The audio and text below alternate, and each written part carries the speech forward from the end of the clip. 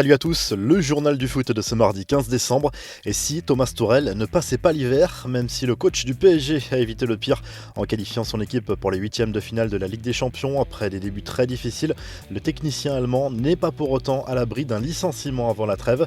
Selon l'équipe, la défaite contre Lyon dimanche soir a de nouveau fragilisé la position de l'entraîneur parisien. Le quotidien sportif précise même qu'un point sera fait après la réception de Lorient mercredi et le déplacement à Lille dimanche prochain. Le Barça lance les hostilités avant les retrouvailles avec le PSG en huitième de finale de la Ligue des Champions mi-février puis début mars. Après l'annonce du tirage au sort, le club catalan n'a pas hésité à publier sur les réseaux sociaux plusieurs souvenirs des confrontations entre les deux clubs, dont le pire souvenir de l'histoire du club qui hante encore les supporters, la fameuse remontada du 8 mars 2017. Neymar, rassuré par sa blessure, retrouvera le Barça avec le maillot du PSG sur les épaules. Le Brésilien a adressé un message à Lionel Messi sur les réseaux sociaux en vue de ses retrouvailles.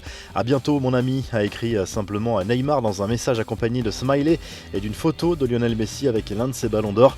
Marquinhos a également réagi après le tirage. Le capitaine parisien ne veut pas s'attarder sur l'épisode malheureux de 2017 et se réjouit que Neymar ait changé de camp. Le club a grandi, notre équipe a gagné en maturité, c'est une nouvelle histoire, a confié le capitaine parisien.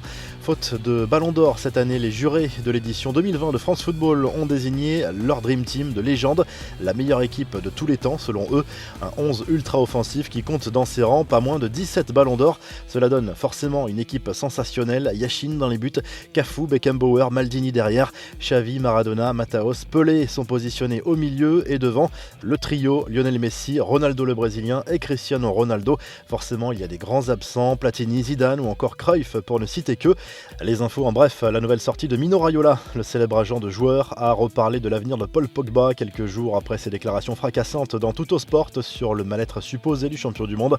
Il a donné rendez-vous à l'été prochain pour un départ du Français de Manchester United. Raiola a également parlé à l'occasion de la cérémonie du Golden Boy 2020 de Zlatan Ibrahimovic, un autre joueur dont il gère la carrière. Il prédit aux Suédois une carrière encore longue de plusieurs années et le voit bien devenir président de l'UEFA à l'avenir. Cristiano Ronaldo est un grand fan de sport de combat, c'est ce qu'il a répété lors d'un entretien pour un documentaire diffusé par la plateforme DAZN. Fan, le mot n'est pas trop fort puisque l'attaquant de la Juve a reconnu qu'il préférait suivre un match de boxe ou un combat de l'UFC plutôt qu'une rencontre de football. Les confidences de Marquinhos sur son avenir, le Brésilien arrivé au PSG en 2013 s'est confié à beIN Sport au sujet de son attachement au club. Même s'il sait qu'il ne maîtrise pas tout, il affirme même envisager de terminer sa carrière au PSG. Entre Marquinhos et Paris, il y a un grand lien pour la vie, a lâché le capitaine parisien. Ce lien est beaucoup moins évident entre Paulo Dybala et la Juve. En fin de contrat en 2022, l'Argentin n'a pas encore prolongé et la situation s'est tendue selon plusieurs médias italiens. Les déclarations dans la presse s'intensifient à la fois du côté du joueur et du président du club, Andrea Agnelli. Il a déjà une offre qui le place parmi les 20 joueurs les mieux payés d'Europe. Nous attendons calmement une réponse. On en attend une aussi sur le terrain. Son ambition est de finir dans le top 5 mondial et on veut le soutenir. Il ne l'est pas aujourd'hui et il le sait, a lâché le président de la vieille dame, une pique qui pourrait relancer l'intérêt des très nombreux prétendants de Dybala. La revue de presse, le journal L'équipe consacre sa une à Gérard Rouillet, décédé à l'âge de 73 ans. Un cœur en rouge et bleu, titre le quotidien sportif pour illustrer la carrière de l'ancien sélectionneur des Bleus, passé aussi par le banc de Liverpool notamment.